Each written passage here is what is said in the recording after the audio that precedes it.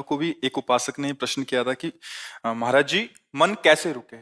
तो उड़िया बाबा ने उत्तर दिया, नियम पालन से।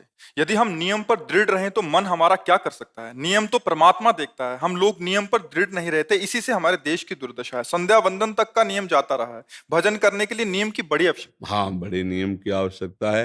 तो जैसे प्रातः काल से सायंकाल तक की हर व्यक्ति की अपनी एक दिनचर्या होनी चाहिए। ऐसा नहीं कि आज हम 4 बजे उठे, कल 7 बजे उठे, पर फिर मन को आप कंट्रोल नहीं कर पाएंगे।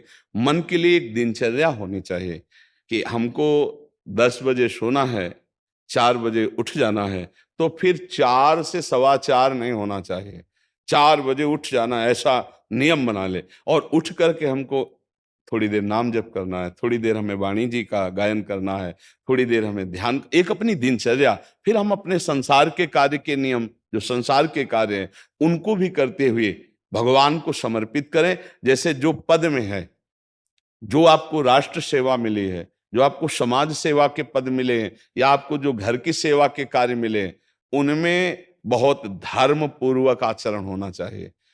अगर आप अधर्म आचरण करते हैं, अपने पद का दुरुपयोग करते हैं, तो आप सुबह जग करके थोड़ा माला चला लीजिए, फिर भी आपका कल्याण नहीं होगा, क्योंकि आप अपने पद का, अपने सेवा का दुरुपयोग कर रहे हैं। जैसे हम जानते हैं कि अधर्म आचरण है, ये अधर्मी है, हमें पता है दोषी है, और वो हमको कुछ धन दे देता है, और हम उसको मुक्त करवाने की बात सोचते हैं, और जो निर्दोष है उसको फंसा देते हैं।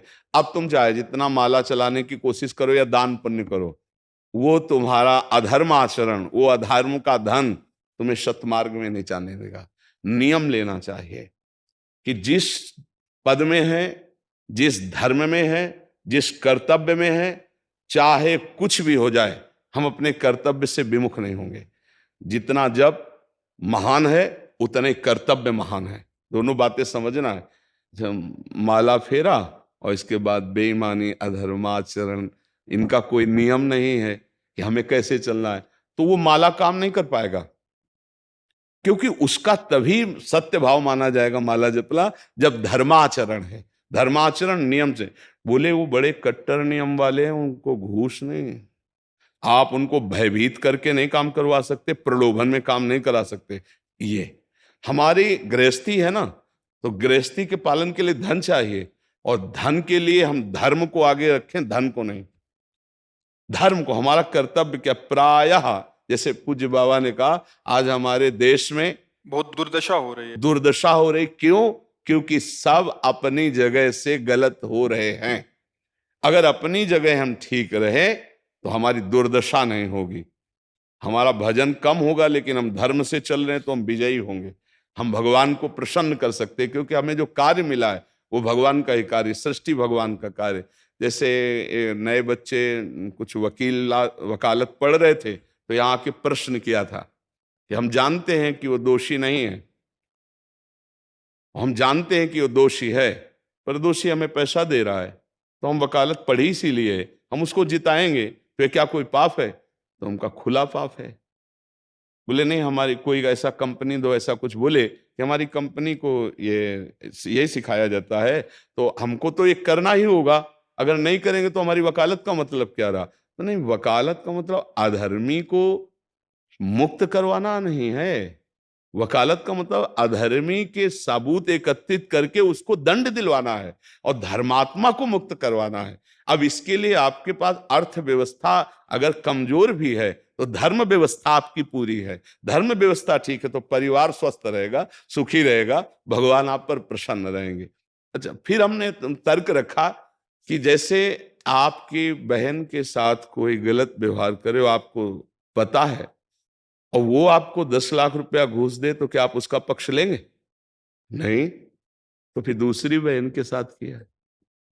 अब यहां विचार करना है ना, अपने भाई का अगर कत्ल किए हो, मुझे पता हो कि ये दोषी है, तो क्या हम पैसे से उसको मुक्त करने देंगे? लगेगा कि जान की बाजी लगा देंगे, और तुम्हें हम ऐसे ही एक गरीब आदमी की किसी ने हत्या की है, तो आपका पक्ष बनता है। पर यह ज्ञान कहां मिलेगा? बिना अध्यात्म के ये ज्ञान तो मिलेगा नहीं। ज्ञान तो इस बात का मिला कि कैसे पैसा कमाया जाए। अच्छा, वो पैसा यदि अधर्म से आया है तो आपकी दुर्दशा कर देगा, आपकी बुद्धि भ्रष्ट कर देगा। तो जो बाबा कह रहे हैं कि आज हमारे समाज की बड़ी दुर्दशा हो रही, उसका कारण यही है कि हमें अध्यात्म का ज्ञान नहीं, हमें धर्म का ज्ञान नहीं, और बड़ी बड़ी गलतियां हो जाती है। बिल्कुल पता है आदमी निर्दोष है और हम धन के प्रभाव से उसको दंड दे देते हैं। वो दंडा भगवान जब आपको पलट कर देंगे तो आप सह नहीं पाओगे, उसका परिणाम बहुत बुरा होता है। तो इसलिए समाज को चाहिए अपने अपने कर्तव्य का पालन करते हुए एक नियमावली बना ले। जैसे कुछ दुकानों का नियम होता है कि वहां फिक्स रेट होता है, नहीं होता? वहां ये नहीं चलेगा कि कसम से कहते हैं कि तुम्हें हम अपना जान करके कि 100 रुपया मीटर ये मिला है, हम बिल्कुल मुनाफा नहीं ले रहे। नहीं, झूठ क्यों बोल रहे हो?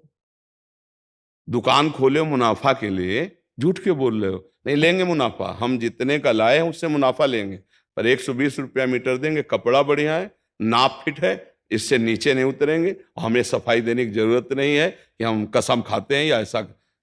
हम जानते हो ये बिजली है, दुकान है, नौकर लगे हैं, तो इसका मुनाफा लेने के लिए दुकान खोलें, कोई दान करने के लिए तो नहीं। तो सबको पता है मुनाफा लेगा, लेकिन एक फिक्स दाम, उसे 10-20 रुपया का मुनाफा लेकर के हम उसको बेच रहे हैं। लेकिन झूठ क्यों बोले? बोले झूठ के बिना धंधा नहीं चलता। नहीं, ऐसा नहीं है। अब असत्य बोलोगे तो उससे जो आपको मुनाफा मिलेगा वो आपकी बुद्धि भ्रष्ट करेगा, और सत्य है कि मुनाफा के लिए है वही चीज, और आप एक फिक्स रेट में दे रहे, बढ़िया है। अब अगर आप कोई मिलावट करके भोजन सामग्री दे रहे हैं, आपको पता है, तो जो खाने वाले के हृदय में बैठे हुए भगवान है वो तुम्हारे जीवन में मिलावट कर देंगे, तुम्हारा जीवन महान दुखमय हो जाएगा। ये कहां समझा जाता है? एक आदमी सिंथेटिक दूध बना रहा है, उससे कहो ये अपने बच्चे को पिलाओ, नहीं पिलाएगा। फिर ये दूसरे का बच्चा जब पिएगा तो उसकी हालत क्या होगी? दूसरे शरीर में जाएगा तो हालत क्या होगी? वो केवल धन की बुद्धि रख रहा है। एक आदमी घी में केमिकल मिला रहा है, एक ऐसे अभक्ष पदार्थ मिला है, वो स्वयं नहीं खाएगा, लेकिन वो होटलों में भेजा जाएगा, हजारों लाखों लोग खाएंगे, बीमारी बढ़ेगी, उसको रुपया से मतलब है। ये चीज, ये दुर्दशा हर जगह धर्म का ज्ञान न होने के कारण फैल रही, नहीं फैल रही। एक मरीज बीमार है, असली दवाओं में पैसे ज्यादा है, नकली दवा लेकर के असली के दाम में बेच देना, उसको बिल्कुल फायदा ना होना। लेकिन परमात्मा देख रहा है, तुम जानते हो नकली दवा है, वो तो नहीं जानता बेचारा, ज्यादा पढ़े लिखे नहीं, किसान आदमी गांव का आया है, तुमने दे दिया और उसने पैसा दिया असली के। अब वो पैसा तुम्हारी बुद्धि भ्रष्ट करेगा, तुम्हारे परिवार में कलह पैदा करेगा और तुम्हारा पतन कर देगा। ऐसे हर डिपार्टमेंट में, हर विषय में यदि हम अपने धर्म से चले, अपने सत्य से चले, और थोड़ा भी भजन होगा, वो आपको उत्तम गति प्रदान करेगा। पर ऐसा कहां समझ में आ रहा? अध्यात्म के बिना भला ऐसा समझ में आएगा? तो इसीलिए कह रहे हैं हमारे देश की दुर्दशा हो रही।